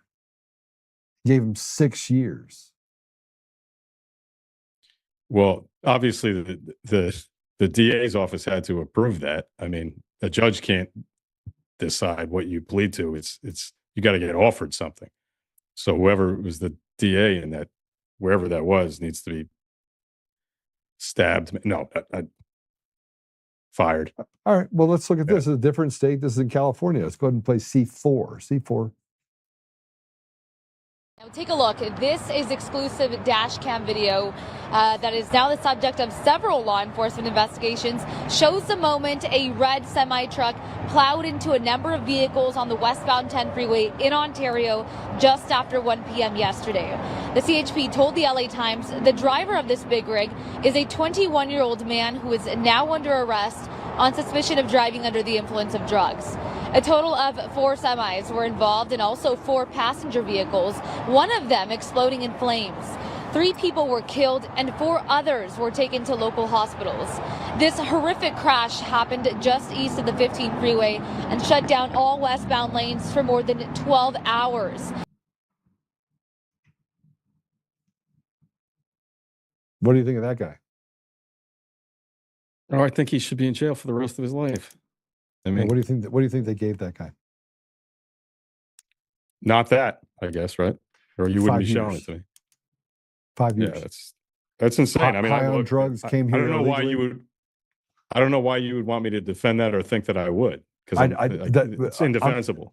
This is not about defense at all. Having you on here is more of I want people to have like an aha moment.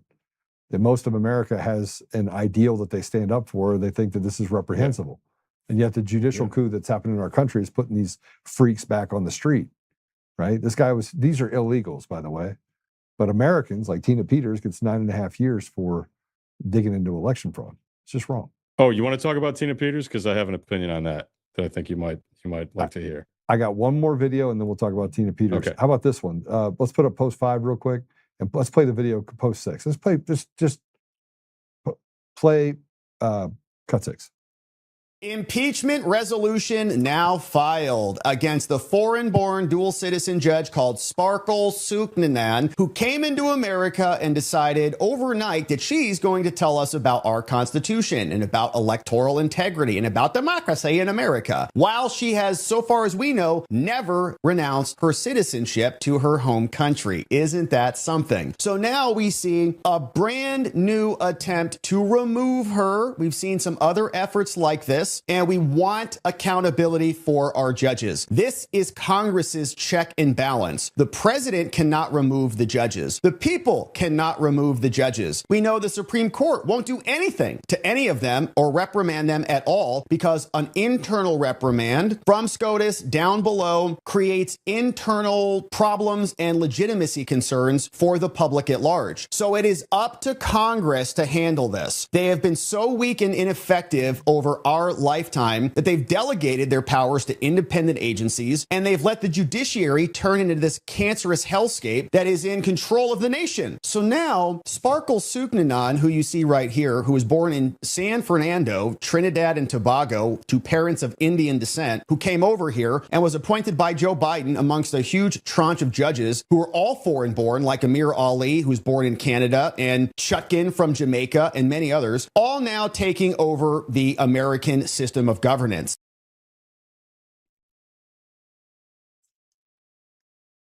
Dual citizen, federal judge. Yeah, I have a problem with that. Not irrespective of the decision that everyone's upset about.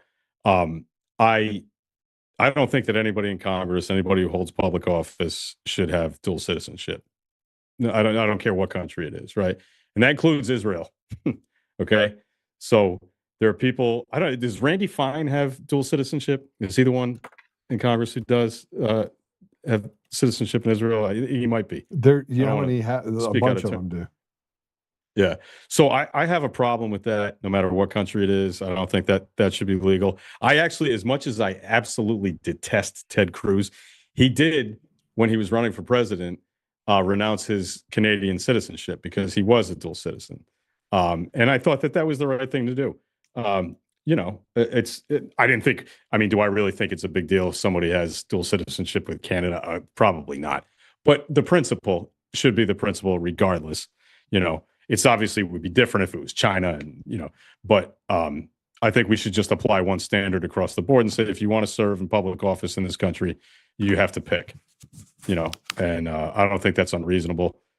So, and I don't think that somebody who wanted to be a federal judge someday would probably not have a problem go ahead and do that.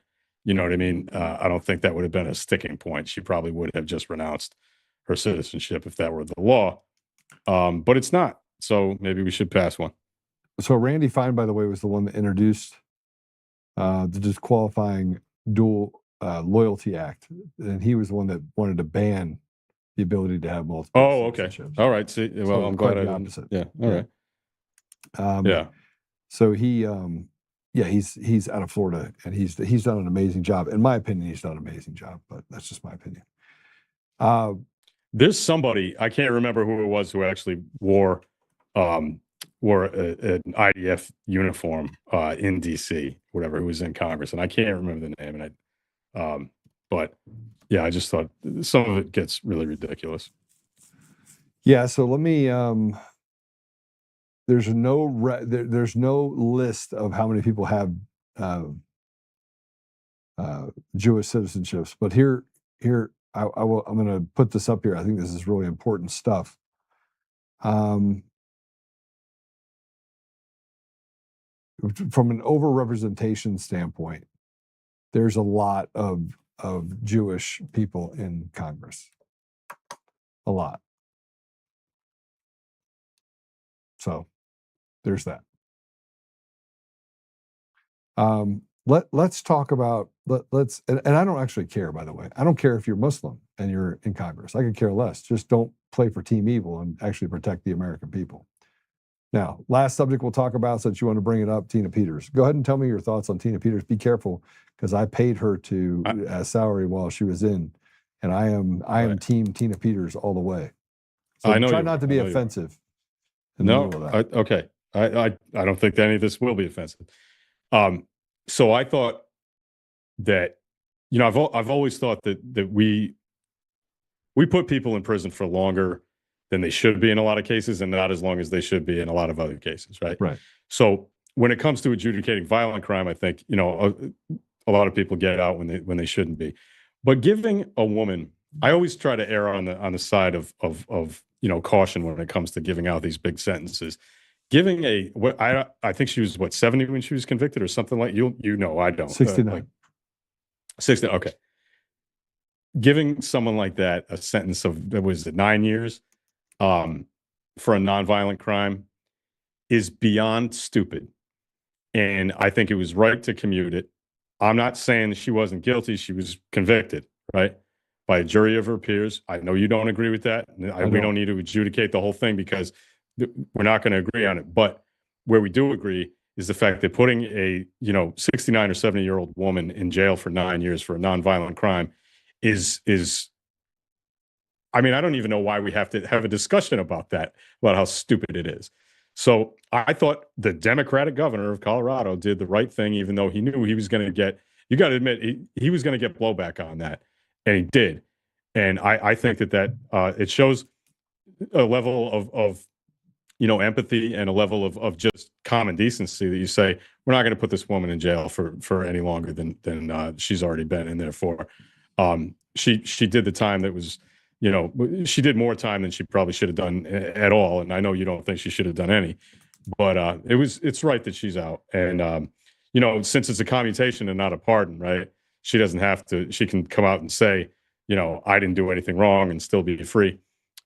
She didn't admit to wrongdoing. She doesn't think she did anything wrong. Okay, fine. Fair enough. But, you know, when I heard it, all my liberal friends' heads exploded. And I was like, no, I think that's the right thing. Well, I think anyone with common sense would think that it's the right thing to do, right? Just to have compassion. You can't have selective compassion for people right, in different countries and not have compassion for your own American, you know, brothers and sisters. So that leads me to the elections. You and I have talked about this before. What do you think happens on Thursday? President Trump's going to come out. There's going to be an announcement. You think it's going to be a nothing burger? You think it's going to where on the scale are you of Thursday is going to be historic all the way down to I would rather watch the Conor McGregor fight over and over again on slow play. Nobody wants to watch that. No, I think what a disaster. Look, if I've learned one thing over the last, you know, what is it, 11 years now of Trump being in politics, don't try and predict what he's going to do. I have no idea what's going to happen on Thursday. You know, we hear rumors in the press, and some of those are like intentional leaks from the White House, and some of them maybe aren't. I know he said he was going to talk a little bit about election integrity and bring some evidence or whatever, but you know, he could change his mind and spend the whole time talking about Iran. So your guess is as good as mine. I definitely wouldn't mess around in the any of the betting markets on that. We'll see what happens. I'm going to watch, obviously, but I can't even opine about that because I'll be wrong. All right. Well, look, it was fun to have you on today. If anything, I think that we got to reignite the American spirit. We are going towards a rebellion. We are heading towards a kinetic fight. I truly believe that.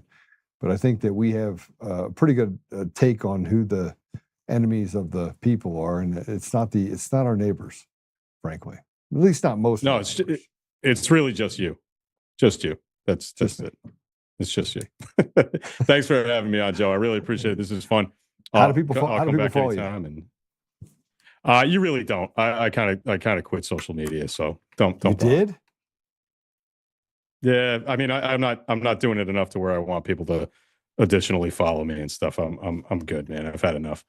You're just kind of stepping away. I like having these conversations. I like Yeah. having these conversations, and I'll do some pods with people that I actually like and Yeah. that I think will have a productive conversation.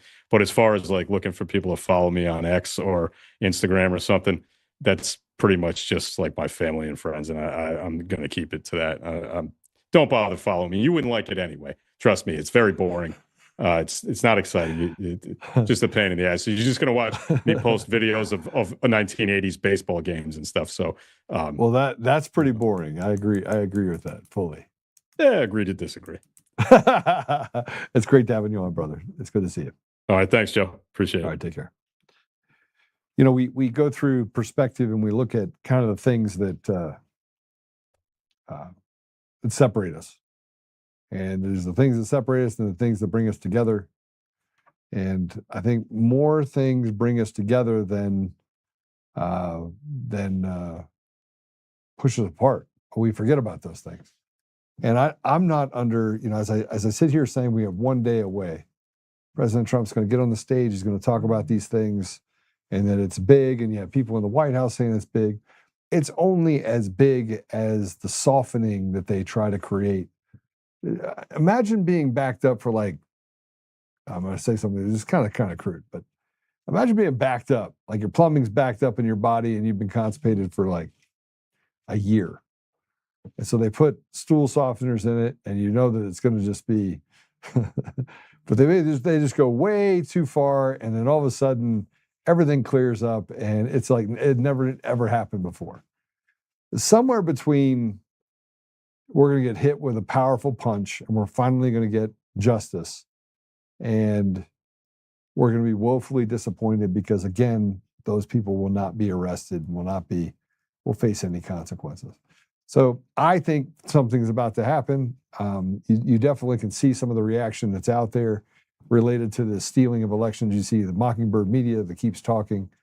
But, you know, I'm pessimistically optimistic, and I remember those two words, but God. It's his world. It's his pathway, and we just have to have faith and make sure that we walk that faith. Lastly, I put out a 7-minute clip. So I'm going to pray us out, and I'll let you listen to a 7-minute clip that I put out there on Facebook and other places. And this really is just a reminder of me basically saying the quiet part out loud. And matter of fact, I said on one of the socials that I put it out on is that I'm really just trying to talk to you about the quiet part out loud. We're in a crazy environment, but we're all slaves. Black, white, green, yellow, purple. I think one of the reasons why they're creating all of this nonsense that we're having to deal with right now is because, you know, frankly, it's nonsense. I put it in the thing for you guys just now. And we can see it. 56 cents on every dollar. We just talked to him about, you know, let's walk through even what Planned Parenthood is. Planned Parenthood. You say Planned Parenthood. Well, it's not Planned Parenthood. It's planned death. It's planned murder. It's planned kill the baby. And, you know, and Patrick agreed, by the way, that the reason why most people don't have babies is because it creates a financial hardship.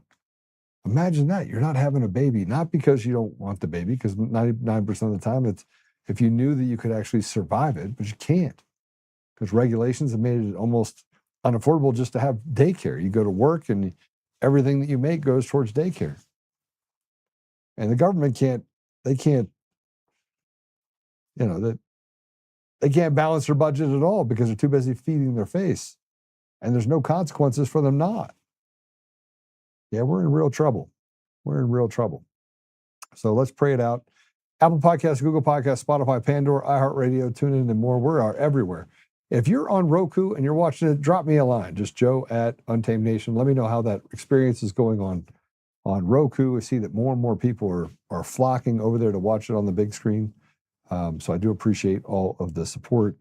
You can follow us, obviously, at the bottom at Joe Oltmann on any of the things, and at Joe Oltmann on Truth Social as well. So let's pray it out. Father God, we're grateful for Patrick. We're grateful for this beautiful country that for 250 years has mostly been blessed in such a way that we're just uniquely different than every other country.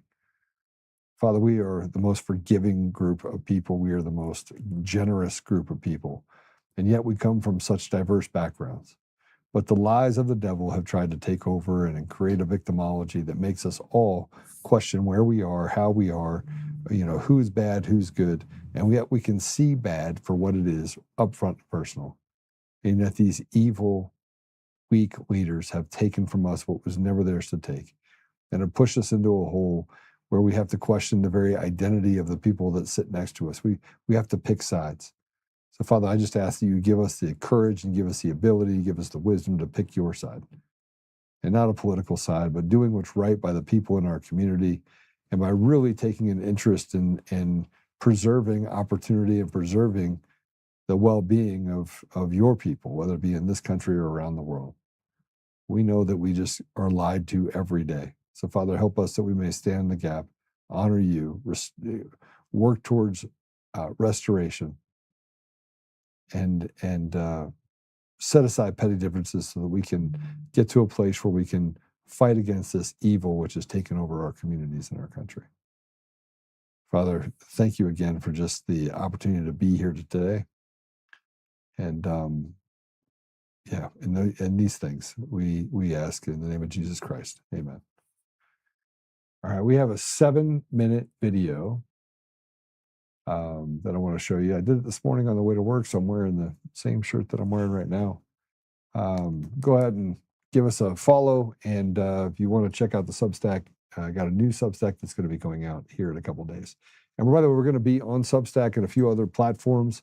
We're going to work on some things this coming week. And Joe, I like your confidence in bringing people in that you know are going to rub your audience the wrong way. Yeah, people left as a result of it. But you can't have, look, if you're in an echo chamber, you're screwed. You're absolutely screwed. And it makes you unable to take on hard conversations. There's never a conversation I'm not willing to have. And if I can get all of you guys to that place, it makes it much more palatable for you to have a conversation with people in your community and be forgiving. Accept them where they are, not where you necessarily want them to be. And, we were able to learn something about Patrick, which I think is super important. He shared some what I believe is one of the most vulnerable things that you can associate with, and that is the loss of a child that you could have prevented. And that's a hard thing. It's a very big burden to carry. So just think about that. All right. God bless you all. We'll see you soon. Good morning. I woke up this morning to Ed sending me a bunch of stuff about license plate readers for police departments. And I'm reminded about a few things. I wanted to encourage you while at the same time blackpilling you. So I'm going to say the quiet part out loud. I'm going to talk about the obvious. And here's the obvious. In the last 8 years, the state of Colorado has degraded to a place where it's hardly recognizable. And although you could say over the last 30 years we've had Democrat governors and people in office that have not necessarily stood for the interests that we have as people, they've accelerated the destruction of our state using a blueprint that, frankly, is in other states like Oregon and Washington, California, Virginia, Maryland, New York, Michigan. And you can see what they're doing in Texas and other states. This is a plan. The plan is destroy everything that's good, replace it with deviancy, let criminals out on the street, and steal the very essence of what it means to be an American. You live in a police state. And every time we turn around, we have this judicial coup that stands up and says, no, we're going to protect those people that are in government. We're going to protect the haves. We're going to throw the have-nots down into a hole. We're going to make it impossible for them to get justice. And we're going to create a judicial process that holds us unaccountable for our decisions and the lives that we ruin. That's the reality of what we face right now in the state of Colorado and in many states around the country. And as I sit there and say that to you, I can't help but equate what's happening in our states and in our country with what's happened in Venezuela. And all you have to do is go back to 2004. It was the third wealthiest country in the world. And the United States sits almost in that same position. We're not the first wealthiest. We take out our debt. We're the third wealthiest. But what they had to do is they had to accelerate their tyranny. And we had to allow them to do it. They had to give us crumbs and say, oh, we're going to give you a little bit of money if you stay home for 2 weeks so you don't kill grandma.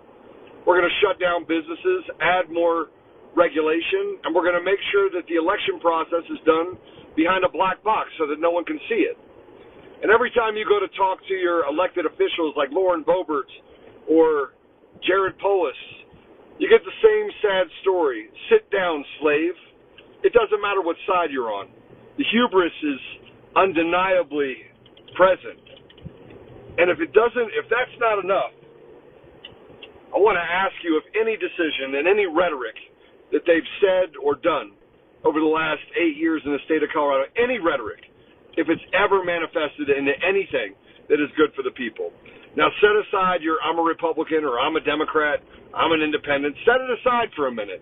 And I want to ask you a simple question. Have the people that said that they represent your interest as they stand on a stage and shout dog whistles of homophobe and transphobe, and has any of that done anything in order to promote or to make your life better? I would argue it did the opposite. They took your tax dollars. They made it impossible for you to own anything. Your house, you rent from the government. Property taxes have tripled in the last 7 years.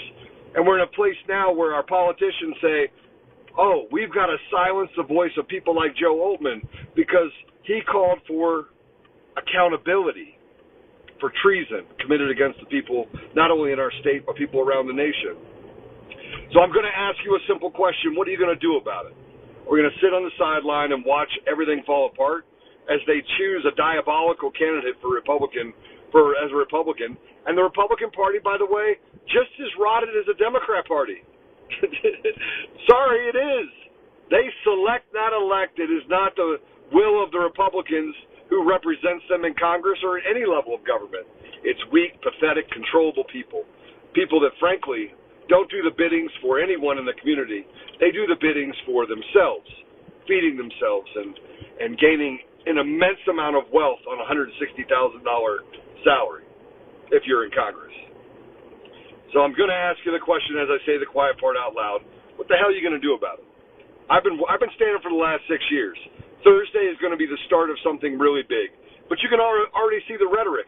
And the rhetoric, by the way, is not just coming from the left. It's coming from people within our own party that are trying to soften the blow of what President Trump has to say on Thursday. So I pray that nobody gets to him. I pray that he comes out screaming and breaking things. Wreck-It Ralph. And doing what is necessary in order to give back some semblance of what our country should actually look like. And oh, by the way, I want to say this. To the person that basically said, Joe, look at the fat guy. I want to thank you because I've been getting a little pudgy around here just as so I went ahead and decided to go back to the gym before I have this massive surgery and down 11 pounds in the last 8 days, and I can still bench 275 like I'm standing still. So it was a good reminder. So I just figured I'd throw that all in there, and I'm going to get back to my fighting weight, so to speak. And listen, we got to make a decision whether we Wreck-It Ralph and join a rebellion, a real rebellion. That doesn't mean it has to be violent, but it could be. It could get there. But we know who our targets are. We know the system is designed to take from us what was never theirs to take. We know that it has enslaved us. We know that it has pushed us in a place where, frankly, there's no opportunity for young people. None. None. None. And so we have to make a decision on whether or not we've lived a good life. We've been given enough opportunity, and now we're willing to unselfishly serve those that come after us. And that is the American ideal, and that is the American spirit.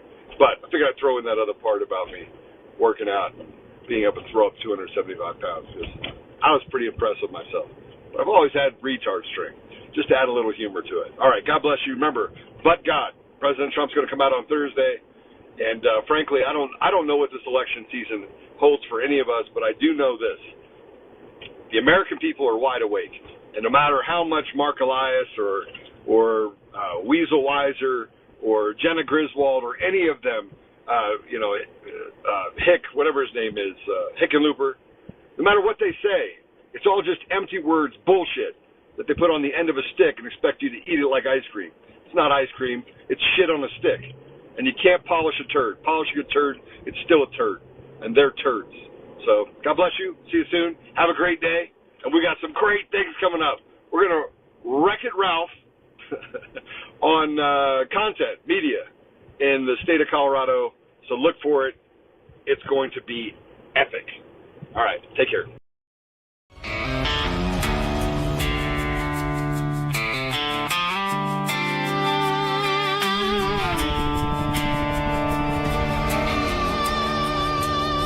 Rise up untamed in the heart of the fight where the wild ones roam. Joe Oltmann's calling, bringing truth back home. From conservative daily to this untamed fire, we shatter the silence, lifting spirits higher. No chains can hold us, no lies can prevail. Authentic and fearless on this rugged trail. Patriots gather under stars and stripes. Untamed nation, igniting the night. Untamed nation, let the truth roll out in this land of the free. Standing proud from sea to shining sea, we won't back down. Catch the fire, wear the crown. Untamed nation, it's our battle song, motivating hearts where the brave belong. Yeah, untamed and wild, forever strong. Play it again all night long.